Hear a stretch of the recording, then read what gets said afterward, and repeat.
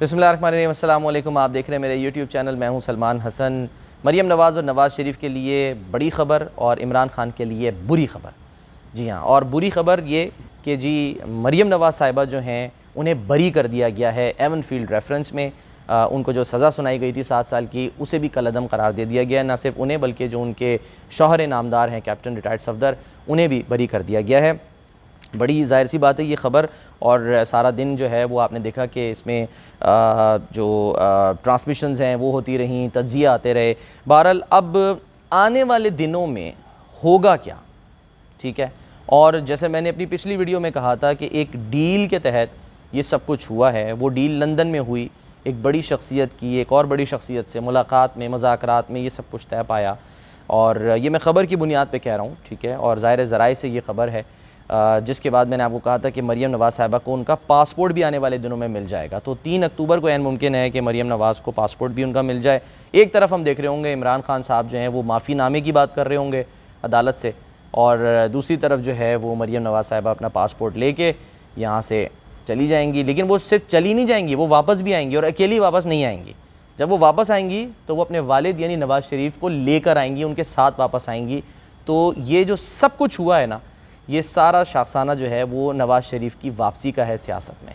और उससे पहले इसहाक डार का आना और उनका वज़ीर ख़ज़ाना बनना, मईशत को संभालना, और अब उसके बाद जिस तरह से बरी हुई है मरियम नवाज़ साहिबा, तो ये सब कुछ जो है वो एक समझ ले कह सकते हैं कि एक स्क्रिप्ट का हिस्सा है जो कि अब हो रहा है और होने जा रहा है। अब और मज़ीद क्या होगा, ठीक है, ये मैं क्विकली जो है वो आपके साथ ज़रा शेयर कर दूँ।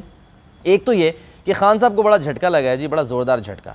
उनका जो वो नारा था ना, चोर डाकू लुट के खा गए, बाहर ले गए और महलात बना लिए, वो सब कुछ जो है वो अब एकदम धड़ाम से ज़मीन पे आन गिरा है। वो जो मर्ज़ी कहते रहें, उनका बयानिया, मैं ये नहीं कह रहा कि जी उनका बयानिया जो है वो उससे पीछे हट जाए, नहीं, वो कायम रहे अपने मौक़िफ़ के ऊपर।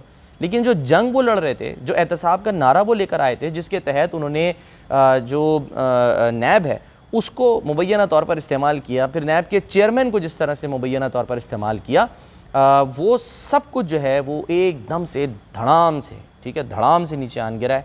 और उसका रीज़न यही है कि इमरान खान साहब जो हैं उन्होंने जो मामलात थे, जो जंग थी, उन्होंने प्रेफर किया कि वो पार्लियामेंट से बाहर लड़ें। इसका बड़ा नुकसान हुआ है उनको। बहुत से लोग जो हैं वो इस बात से एग्री करेंगे कि इमरान खान का पार्लियामेंट को छोड़कर बाहर चले जाना, इससे नुकसान हुआ है। क्योंकि वो कहते हैं जी इन्होंने कानून साजी करा ली, इन्होंने कवानीन जो हैं वो पास कराए, तरामीम कराई, जिसकी वजह से इनके केसेस माफ़ हो गए, ये बरी हो रहे हैं। तो भाई आप पार्लियामेंट का हिस्सा रहते ना, आपने क्यों पार्लियामेंट छोड़ दी? आप पर एतराज़ हो रहा था, आपको यही कहा जा रहा था कि आप ये इस्तीफ़े ना दें, आप जाएँ, अपोजिशन का किरदार अदा करें, वहाँ पर आप रास्ता रोकें।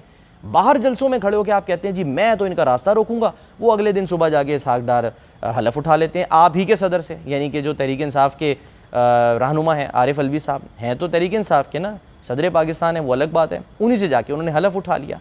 तो फिर आप कैसे रास्ता रोकेंगे अगर इस तरह से चलता रहा? बहरहाल पार्लियामेंट ना जाने का जो है ना वो ये नुकसान है, इसका खमियाजा जो है वो खान साहब और उनकी जमात जो है वो भुगत रही है। बाहर बैठ के आप ज़ाहिर चिल्लाते रहें, चीखते रहें, जो मर्ज़ी कहते रहें। मरियम नवाज़ साहिबा जो है बहुत जल्द उनको पासपोर्ट मिल जाएगा उनका, और वो बाऊजी को लेने लंदन चली जाएंगी, और फिर अकेली वापस नहीं आएंगी। जब वापस आएंगी तो जेल भी नहीं जाएंगी, वो अपने घर जाएंगी या आवाम में जाएंगी। तो ये बड़ी एक दिलचस्प सूरत हाल होगी। और नवाज़ शरीफ की जो सियासत है उसमें उनकी जो राहें हैं अब वो हमवार होना शुरू हो गई हैं, लेवल प्लेइंग फील्ड उनको मिलना शुरू हो गई है। और यही नहीं, मरकज़ में ही नहीं, अब ऐन मुमकिन है कि पंजाब में भी जो नून लीग की सियासत है वो ज़रा और तगड़ी होकर सामने आए। और वो जो बातें हो रही थी कि जी जो तहरीक अदम एतमाद या फिर गवर्नर के ज़रिए एतमाद का जो वोट है उसे हासिल करने की बात हो, वो शायद अब थोड़ा सा ज़ोर पकड़ ले, क्योंकि ज़ाहिर है एक बड़ी जो है वो डेवलपमेंट हुई है। और बहरहाल इससे नवाज़ शरीफ के जो वोटर हैं उनका एतमाद भी बहाल हुआ है। वो जो थोड़ा सा बैकफुट पे चले गए थे इमरान खान के बयानिए की वजह से कि ये चोर हैं, डाकू हैं, लुटेरे हैं, लूट के चले गए, वो थोड़ा सा ना अब, क्योंकि ज़ाहिर है खान साहब तो कहते रहे, चिल्लाते रहे, चीखते रहे, लेकिन अदालत, मुअज़्ज़ज़ अदालत, भाई अदालत कह रही है कि नहीं जी नैब केस साबित ही नहीं कर सका, आप कोई लिंक ही साबित नहीं कर सके, आप बता ही नहीं सके कि जी ये जो प्रॉपर्टीज़ हैं लंदन में ये किसकी प्रॉपर्टीज़ हैं, कब से उनकी प्रॉपर्टीज़ हैं।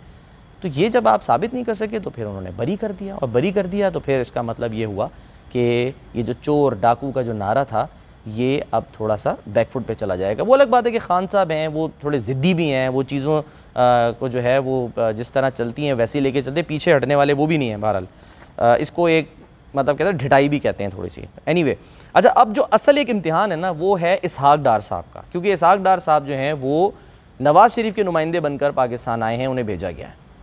तो अब इसहाक डार साहब का इम्तिहान ये है कि वो डॉलर को भी कंट्रोल करें, जिसमें किसी हद तक थोड़ा सा वो कामयाब हुए भी हैं जब से आए हैं, और महंगाई को कंट्रोल करें।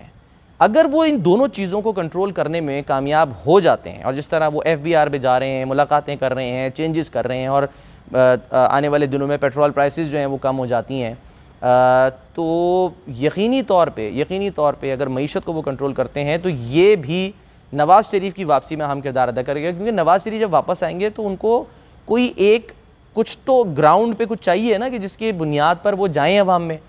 इस हालत में जाएंगे तो वाकई जिस तरह इमरान खान कहते हैं कि बड़ा खौफनाक इस्तकबाल होगा इनका। लेकिन अगर इसहाक डार साहब कामयाब हो गए मईशत को बेहतर करने में, उन्होंने बाय द वे जो है ना वो IMF के जो नुमाइंदे उनसे भी बात की है, और वहाँ से भी कुछ रिलीफ़ लेने की बात हो रही है कि ये सैलाब की वजह से हमें मसले मसाइल हैं, प्रॉब्लम्स हैं, तो हम सैलाब ज़दगान को रिलीफ़ देना चाहते हैं। तो हो सकता है कि वहाँ से भी ऐन मुमकिन है कुछ दिनों में जो है वो कोई रिलीफ़ की बात आ जाए। तो बहरहाल अब जब भी इलेक्शंस होंगे तो डिपेंड करेगा नून लीग की परफॉर्मेंस के ऊपर, PDM की परफॉर्मेंस के ऊपर, और इसी की बुनियाद पर नवाज़ शरीफ वापस आएंगे और फिर वो कैंपेन को लीड करेंगे। ये बात बावर करा दी गई थी और ये बात रियलाइज़ हो गई थी कि जी अगर कोई लीड कर सकता है कैंपेन को अगले इलेक्शन से पहले तो वो नवाज़ शरीफ साहब कर सकते हैं और कोई नहीं कर सकता। और यही वजह है कि अब ये मामला जो हैं वो आहिस्ता आहिस्ता स्मूथ हो रहे हैं, क्लियर हो रहे हैं। बहरहाल तो देखते हैं कि आने वाले दिनों में जो है वो किस तरह से निमटते हैं इस मामले से। अच्छा जी, नवाज़ शरीफ साहब ने जो इसके बाद है वो गुफ्तगू की है इस केस के बाद। कुछ विजुअल्स आपने देखे होंगे कि शहबाज शरीफ और मरियम नवाज़ साहिबा मिले, उन्होंने गले लगाया मरियम नवाज़ को, मुबारकबाद दी, मिठाइयाँ खिलाई एक दूसरे को। उधर नवाज़ शरीफ साहब जो है उन्होंने मीडिया से गुफ्तगू की है। आप देख सकते हैं कि नवाज़ शरीफ साहब जो है उन्होंने जब गुफ्तगू की, पहले सुन लें कि नवाज़ शरीफ साहब ने क्या कहा है। अल्लाह ताला का बहुत शुक्र है जी। और शायद आपको याद होगा कि मैंने बहुत अर्सा पहले, कई साल पहले बल्कि, मैंने कहा था कि मैंने अपना मामला अल्लाह पे छोड़ दिया है। तो जब मैंने अल्लाह पे छोड़ दिया तो फिर अल्लाह ताला, अगर इंसान सच्चा हो तो अल्लाह भी साथ नहीं छोड़ता। आज साबित हो गया कि अल्लाह ताला ने हक को माशाल्लाह दिखा दिया, हक और सच को दिखा दिया, पूरी कौम को दिखाया, पूरी दुनिया को दिखाया।